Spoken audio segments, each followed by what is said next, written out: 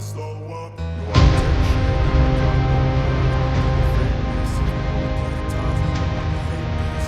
shit. I don't ever slow up. No, I don't take shit. I got no love for the fakeness. If you wanna play tough and wanna hate this, I'll always show up and make a statement. I don't ever slow up. No, I don't take shit. I got no love for the fakeness. If you wanna play tough and wanna hate this.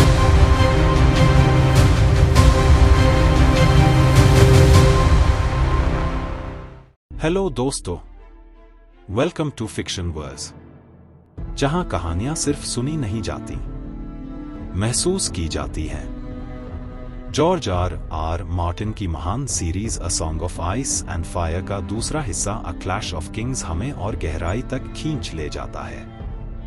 पिछले chapter 3 में हम राजधानी King's Landing पहुंचे थे, जहां Tyrion Lannister ने कदम रखा है हैंड ऑफ द किंग बनकर। वो आदमी जिसे अक्सर लोग कम आंकते हैं, मगर असली ताकत उसके दिमाग में है। उसने आते ही सत्ता की बिसात को हिला दिया।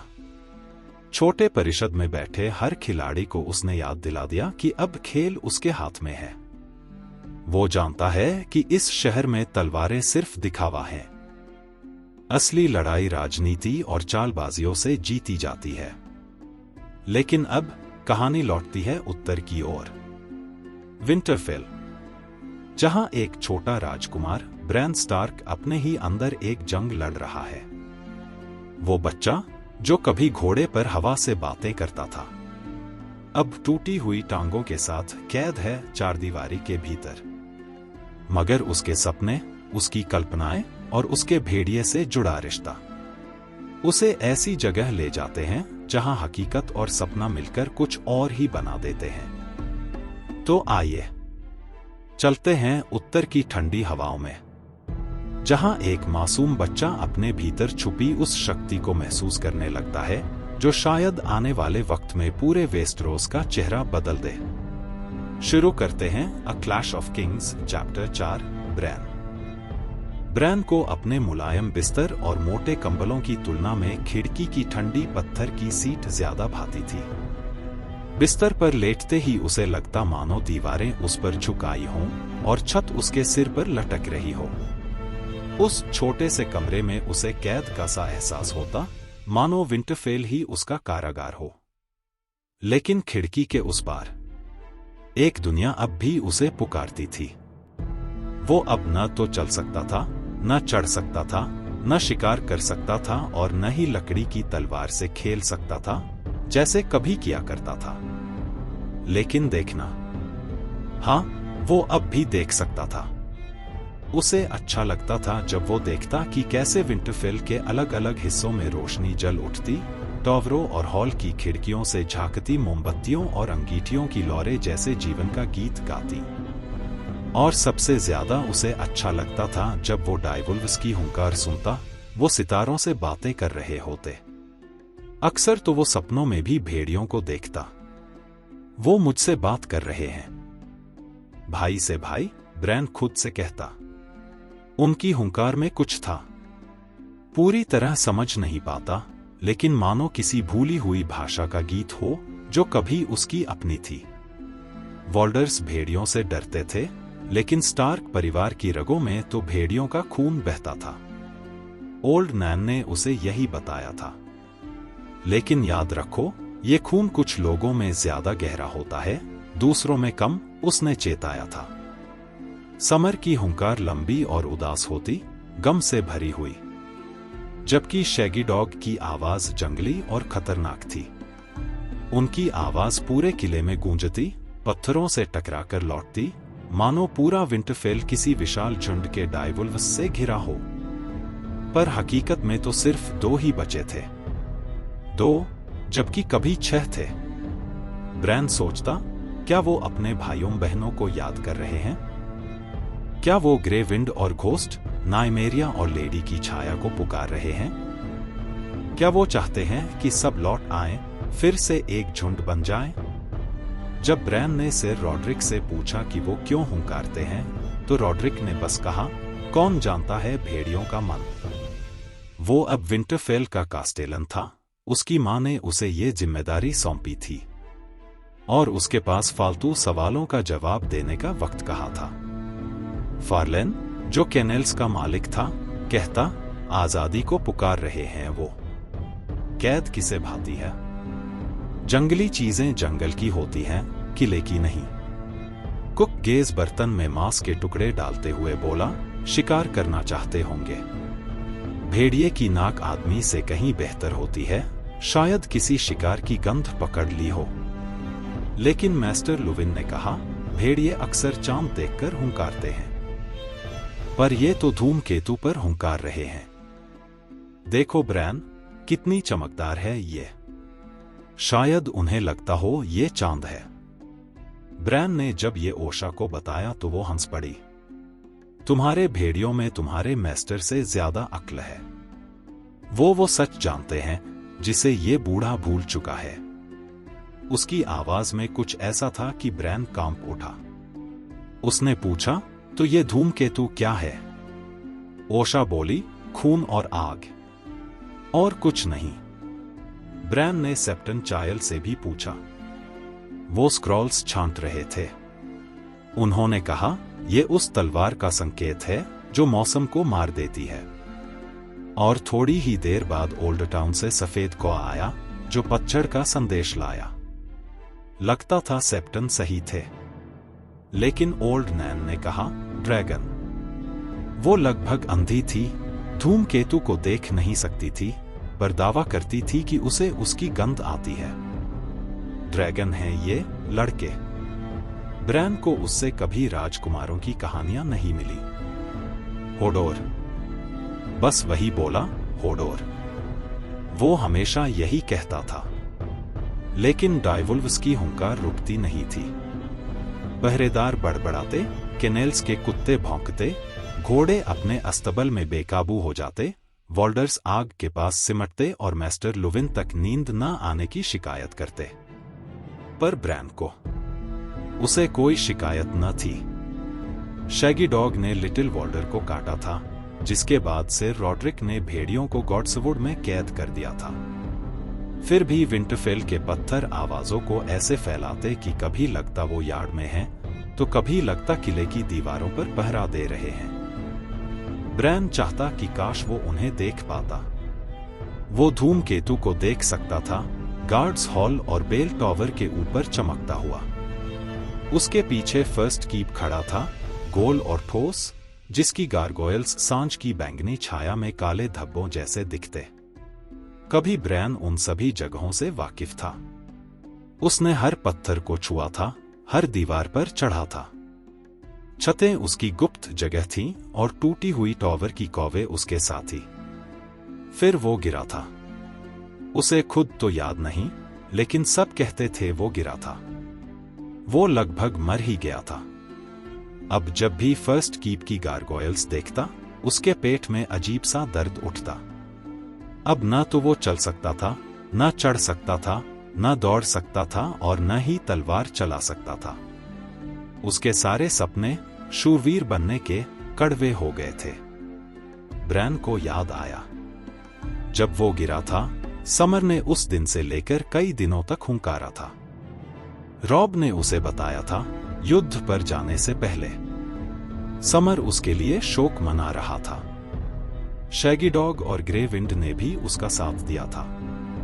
और जिस रात काले पंखों वाला कौआ उनके पिता की मृत्यु का संदेश लाया था, उस रात भी भेड़ियों ने हुंकारा था, इतना ऊंचा कि लुविन की आवाज तक डूब गई थी। अब वो किसका शोक मना रहे हैं? ब्रैन सोचता। क्या मेरे भाई रॉब को मार दिया गया? क्या मेरा नाजायज भाई जॉन स्नो दीवार से गिर गया? क्या मां मर गई? या मेरी बहनें? या फिर जैसा मास्टर, सेप्टन और ओल्ड नैन कहते हैं, कुछ और है ये? काश मैं सचमुच एक डाइवुल्फ होता, तो उनके गीत को समझ पाता। अपने सपनों में तो वो भेड़िए की तरह बर्फीली पहाड़ियों पर दौड़ सकता था, सबसे ऊंचे शिखरों पर खड़ा हो सकता था, नीचे पूरी दुनिया को देख सकता था, जैसे पहले करता था। उसने धीरे से आवाज निकाली, ऊ। अपने हाथों को मुंह पर रखकर धूमकेतु की ओर सिर उठाकर जोर से बोला, आ ऊ। उसकी आवाज पतली, हल्की और डगमगाती थी, एक छोटे लड़के की, भेड़िए की नहीं। लेकिन समर ने उसका जवाब दिया। उसकी गहरी आवाज ब्रेन की हल्की आवाज को ढक गई। शैगी डॉग ने भी सुर मिलाया। ब्रेन ने फिर हुंकारा। और फिर वो तीनों अपनी खोई हुई टोली के आखिरी 7 हुंकारे। शोर सुनकर गार्ड उसके कमरे में आया। हेड था वो, जिसकी नाक पर मस्सा था। उसने झांक कर देखा कि ब्रेन खिड़की से झुककर हुंकार रहा है। क्या कर रहे हो मेरे राजकुमार? ब्रेन को अजीब लगता जब लोग उसे राजकुमार कहते। हाँ, वो रॉब का उत्तराधिकारी था और अब रॉब उत्तर का राजा। पर फिर भी उसने गार्ड की ओर मुड़कर फिर आवाज निकाली, आ ऊ। गार्ड का चेहरा बिगड़ गया। बस करो अब। लेकिन ब्रेन फिर बोला, ऊ आ ऊ। गार्ड पीछे हट गया। थोड़ी देर बाद वो लौटा और इस बार मास्टर लुविन उसके साथ थे। उनकी गर्दन पर उनकी लंबी चेन चमक रही थी। ब्रेन, ये जानवर बिना तुम्हारी मदद के ही काफी शोर करते हैं। लुविन कमरे में आए और उसके माथे पर हाथ रखा। रात गहराती जा रही है, तुम्हें सो जाना चाहिए। ब्रेन ने हाथ झटक दिया। मैं भेड़ियों से बात कर रहा हूं। लुविन ने कहा, क्या मैं हेड से कहूं कि तुम्हें बिस्तर तक ले जाए? ब्रेन ने जिद से कहा, मैं खुद जा सकता हूं। लोहे की छड़ें मिकेन ने दीवार में गाड़ दी थी ताकि ब्रेन अपने हाथों के बल खुद को खींचकर कहीं भी जा सके। धीमा और थकाऊ था, कंधों में दर्द कर देता था, लेकिन उसे उठाकर ले जाना उसे पसंद नहीं था। वैसे भी मुझे सोने की कोई जरूरत नहीं, लुविन ने कहा। हर इंसान को सोना पड़ता है ब्रेन, यहां तक कि राजकुमारों को भी। ब्रेन ने खिड़की की ओर देखते हुए धीमी आवाज में कहा, जब मैं सोता हूं तो मैं भेड़िया बन जाता हूं। उसकी आंखें धूमकेतु पर टिकी थीं। क्या भेड़िए भी सपने देखते हैं? मास्टर लुविन ने शांत स्वर में कहा, हर जीव सपने देखता है, मेरा मानना है, लेकिन इंसानों की तरह नहीं। ब्रेन ने धीरे से पूछा, क्या मरे हुए लोग भी सपने देखते हैं? उसके मन में पिता की छवि उभर आई। विंटरफेल के नीचे अंधेरी क्रिप्ट्स में एक पत्थरकार उनके चेहरे को ग्रेनाइट में तराश रहा था। लुविन रुके, फिर बोले, कुछ कहते हैं हाँ, कुछ कहते हैं नहीं। लेकिन सच्चाई ये है कि मरे हुए लोग इस बारे में कभी कुछ नहीं कहते। ब्रेन ने अगला सवाल दागा, क्या पेड़ सपने देखते हैं? मास्टर हल्के से मुस्कुराए, पेड़ नहीं। लेकिन ब्रेन अचानक दृढ़ता से बोला, हाँ, देखते हैं। वो पेड़ों जैसे सपने देखते हैं। मैं भी कभी कभी एक पेड़ का सपना देखता हूं, गॉड्सवुड वाले वेयरवुड की तरह। वो मुझे बुलाता है। लेकिन भेड़ियों के सपने बेहतर होते हैं। उनमें मैं सूंघ सकता हूं, कभी कभी तो खून का स्वाद भी आता है। लुविन ने अपनी भारी चेन को गले से खींचा, मानो वो उसे चुभ रही हो। अगर तुम बाकी बच्चों के साथ वक्त बिताओ तो बेहतर होगा। ब्रेन ने रूखेपन से कहा, मुझे बाकी बच्चे पसंद नहीं। मैंने तुमसे कहा था, उन्हें भेज दो। वो वॉल्डर्स की बात कर रहा था। लुविन का चेहरा सख्त हो गया। फ्रे बच्चे तुम्हारी मां की देखरेख में हैं। उन्हें यहां पालने भेजा गया है। उन्हें निकालने का हुक्म तुम्हारा नहीं है और ये दया भी नहीं होगी। अगर उन्हें निकाल दिया तो कहां जाएंगे? ब्रेन जिद पर अड़ा, अपने घर। और वैसे भी उन्हीं की वजह से तुमने समर को मुझसे दूर कर दिया। मास्टर बोले, फ्रे लड़के ने हमला मंगवाया था क्या? जिस तरह मुझ पर नहीं। ब्रेन ने कहा, वो शैगी डॉग था। रीकन का काला भेड़िया, जो इतना जंगली है कि मुझे भी डराता है। समर ने कभी किसी को नहीं काटा। लुविन की आवाज गहरी हो गई। समर ने इसी कमरे में एक आदमी का गला फाड़ा था, भूल गए हो? सच्चाई ये है कि बर्फ में मिले वे प्यारे पिल्ले अब खतरनाक जानवर बन गए हैं। फ्रे बच्चे सही करते हैं जो उनसे सावधान रहते हैं। ब्रैन ने तुनक कर कहा, तो फिर वॉल्डर्स को गॉड्सवुड में भेज दो। वहीं उनका लॉर्ड ऑफ द क्रॉसिंग खेल खत्म नहीं होगा और समर फिर मेरे पास सो सकता है। अगर मैं राजकुमार हूं तो तुम मेरी बात क्यों नहीं मानते? मैं डांसर पर सवारी करना चाहता था, लेकिन अलेबेली ने मुझे गेट से ही रोक दिया। लुविन शांत पर कठोर स्वर में बोले, ठीक ही किया उसने। वुल्फ सवुड खतरों से भरा है। तुम्हारी पिछली सवारी ने तुम्हें यह सबक दे दिया होगा। क्या तुम चाहते हो कोई डाकू तुम्हें पकड़कर लैनिस्टर्स को बेच दे? ब्रैन जिद्दीपन से बोला, समर मुझे बचा लेगा। राजकुमारों को तो समुद्र पार करना चाहिए, जंगली सुअर का शिकार करना चाहिए और भाले से जॉस्ट करना चाहिए। लुविन ने धीरे से आह भरी, ब्रैन बच्चा, तुम खुद को क्यों सताते हो? एक दिन शायद तुम ये सब कर सकोगे, लेकिन अभी तो तुम बस 8 साल के हो। ब्रैन ने बुदबुदाया, मैं तो भेड़िया ही होना चाहूंगा।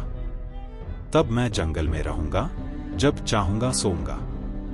आर्या और सांसा को ढूंढ लूंगा, उनकी गंध से उनका रास्ता पकड़ लूंगा और उन्हें बचा लूंगा। जब रॉब युद्ध में जाएगा तो मैं भी उसके साथ लड़ूंगा, ग्रे विंड की तरह। मैं अपने दांतों से किंग्सलेयर का गला फाड़ दूंगा और फिर युद्ध खत्म हो जाएगा। सब वापस विंटरफेल लौट आएंगे। अगर मैं भेड़िया होता। वो जोर से हूक उठा, आ ऊ। लुविन की आवाज अचानक ऊंची हो गई, एक सच्चा राजकुमार तो स्वागत करेगा। ब्रैन ने और जोर से हुंकार मारी, आ हो। मास्टर हार मान गए। उनका चेहरा दुहक और खींच का मिलाजुला रूप था। जैसी तुम्हारी मर्जी बच्चा, इतना कहकर वो कमरे से बाहर चले गए। अब अकेला रह गया ब्रैन। कुछ ही देर में उसकी हुंकार फीकी पड़ गई। उसने भीतर ही भीतर कहा, मैंने स्वागत किया था।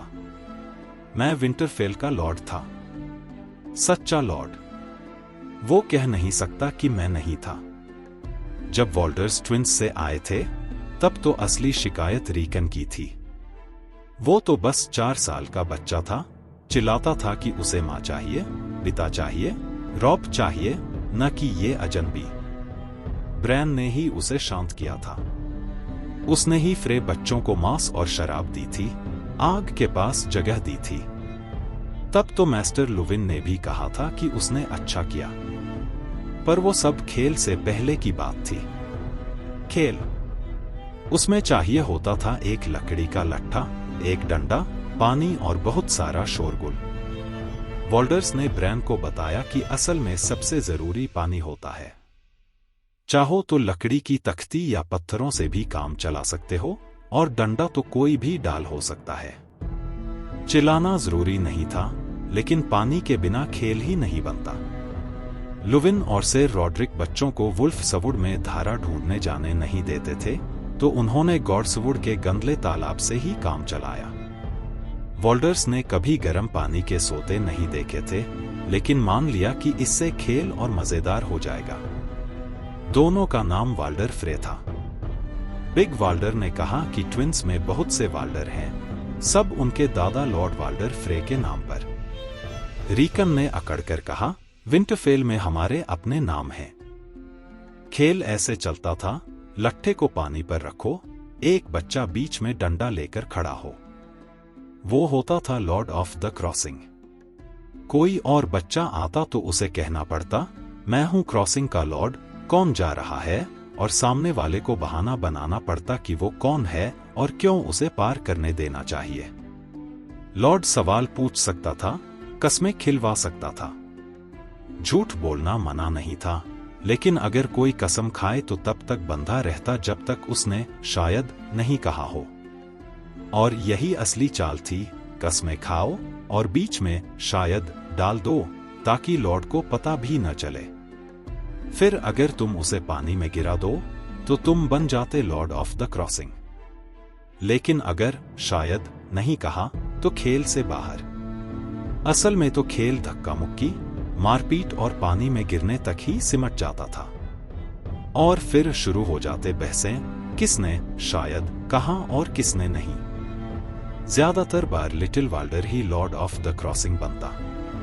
उसे लिटिल वाल्डर कहा जाता था, जबकि वो लंबा चौड़ा, मोटा सा था, लाल चेहरा और गोल पेट। और बिग वाल्डर था दुबला पतला, नुकीला चेहरा और आधे फुट छोटा। लिटिल वाल्डर ने समझाया, वो मुझसे 52 दिन बड़ा है, तो पहले बड़ा था। पर मैं जल्दी बढ़ गया। बिग वाल्डर यानी छोटा वाला बोला, हम भाई नहीं, चचेरे हैं। मैं वाल्डर, जामोस का बेटा। मेरे पिता लॉर्ड वाल्डर के चौथी पत्नी से हुए बेटे थे और वो वाल्डर मेरेट का बेटा है। उसकी दादी लॉर्ड वाल्डर की तीसरी पत्नी थी, क्रैकहॉल। इसलिए वो मुझसे आगे है उत्तराधिकार में, भले मैं बड़ा हूं। लिटिल वाल्डर ने मुंह बनाकर कहा, बस 52 दिन का फर्क है। और वैसे भी हम दोनों में से कोई ट्विंस का मालिक बनने वाला नहीं। बिग वाल्डर ने अकड़कर कहा, मैं बनूंगा। और हम ही अकेले वाल्डर नहीं हैं। सेर स्टेवरॉन का पोता है ब्लैक वाल्डर, वो चौथे नंबर पर है। फिर है रेड वाल्डर, सेर एमोन का बेटा। और है बास्टर्ड वाल्डर, वो उत्तराधिकार में नहीं है। उसका नाम वाल्डर रिवर्स है, वाल्डर फ्रे नहीं। और लड़कियां भी हैं जिनका नाम वाल्डा है। लिटिल वाल्डर ने जोड़ा, और टायर। तुम उसे हमेशा भूल जाते हो। बिग वाल्डर ने नाक सिकोड़ते हुए कहा, वो वाल्टायर है, वाल्डर नहीं। और वो हमसे बाद में आता है तो कोई फर्क नहीं। वैसे भी मुझे वो कभी पसंद नहीं था। आखिरकार सर रॉड्रिक ने फैसला किया कि दोनों फ्रे लड़के जॉन स्नो के पुराने कमरे में रहेंगे, क्योंकि अब जॉन नाइट्स वॉच में था और कभी लौटने वाला नहीं। ये सुनकर ब्रैन को चुभन हुई। उसे लगा मानो फ्रे लड़के जॉन की जगह छीनने आए हों। अंधेरा जैसे ही उसे अपने अंदर समेटने लगा, ब्रैन ने खुद को देवताओं के उपवन में पाया। ऊंचे ऊंचे हरे भूरे पेड़ों और सदियों पुराने टेढ़े मेढ़े ओक के बीच वह चुपचाप आगे बढ़ रहा था। मैं चल रहा हूं, उसने मन ही मन कहा, और उसके चेहरे पर एक हल्की सी खुशी चमक उठी। दिल का एक कोना जानता था कि यह सिर्फ एक सपना है, लेकिन चलने का सपना भी उस कठोर हकीकत से कहीं बेहतर था, जहां उसकी दुनिया सिर्फ दीवारों, छत और दरवाजे तक सिमट गई थी। जंगल में अंधेरा था, पर लाल धूमकेतु की आग जैसी चमक उसे रास्ता दिखा रही थी। उसके कदमों में यकीन था।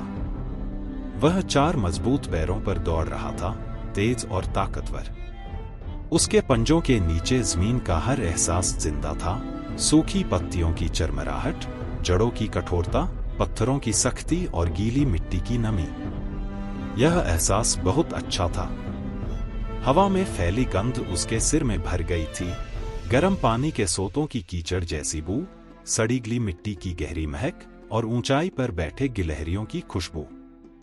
गिलहरियों की गंध ने उसके अंदर खून के स्वाद और हड्डियों के टूटने की याद जगा दी। उसके मुंह में पानी भर आया। अभी आधा दिन भी नहीं बीता था जब उसने मांस खाया था, लेकिन मरा हुआ शिकार किसी काम का नहीं। जिंदा शिकार का स्वाद ही असली था। वह उनकी आवाज सुन सकता था, पत्तियों के बीच से आती चहचहाहट और सरसराहट। गिलहरियां ऊपर सुरक्षित थीं, और वे जानती थीं कि नीचे उसका भाई और वह खुद शिकार की तलाश में घूम रहे हैं। हाँ, उसका भाई। उसकी गंध भी हवा में थी, काली और मिट्टी सी, वैसी ही जैसी उसके गहरे काले फर की। उसका भाई दीवारों के चारों ओर चक्कर लगा रहा था, गुस्से और बेचैनी से भरा हुआ। दिन के बाद रात और रात के बाद दिन। वो लगातार घूम रहा था, कभी शिकार की तलाश में, कभी रास्ते की, कभी मां की, कभी अपने झुंड की। हमेशा तलाश में, लेकिन कभी न पा सका। पेड़ों के पार खड़ी थीं वे विशाल दीवारें, पत्थरों के ढेर, मरे हुए आदमी चट्टानों की तरह, जो इस छोटे से जीवित जंगल को चारों ओर से घेरे खड़ी थी। धूसर और काई से ढकी दीवारें, मोटी और मजबूत, इतनी ऊंची कि कोई भेड़िया कभी उन्हें लांघ न पाए।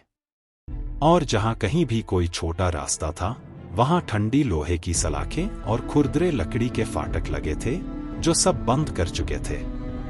उसका भाई हर बार उन जगहों पर रुकता, दांत दिखाकर गुर्राता, पर रास्ते कभी नहीं खुलते। उसने भी पहले दिन यही किया था, गुर्राया था, चारों ओर घूम कर देखा था, अपनी मौजूदगी का निशान पेड़ों पर छोड़ा था, पर कुछ भी काम नहीं आया। दुनिया सिमट चुकी थी और इस घेरे के बाहर खड़ा था इंसानों का विशाल किला, धूसर दीवारों वाला विंटरफेल। नाम जैसे अचानक हवा में गूंज उठा और उसी पल उसे एहसास हुआ, असली दुनिया बाहर से उसे पुकार रही है और उसे उसका जवाब देना ही होगा, नहीं तो मरना होगा। और यहीं पर आज की कहानी खत्म होती है। ब्रैन के इन सपनों और उसके भेड़िए की नजरों से दुनिया को देखना, यह हमें बताता है कि वो सिर्फ एक बच्चा नहीं है, बल्कि उसके भीतर कुछ और भी ज्यादा गहरा, ज्यादा रहस्यमय छिपा है। अगर आपको ये कहानी सुनकर अच्छा लगा तो जरूर बताइए कि ब्रैन का ये सपना आपको कैसा लगा। क्या ये सिर्फ एक सपना है या किसी आने वाले सच की झलक? अगले भाग में हम और गहराई से जानेंगे कि वेस्टरोस की इस ठंडी और साजिशों से भरी दुनिया में आगे क्या होने वाला है। तो जुड़े रहिए और मिलते हैं अगले एपिसोड में। वलर मॉर्ग्युलिस दोस्तों।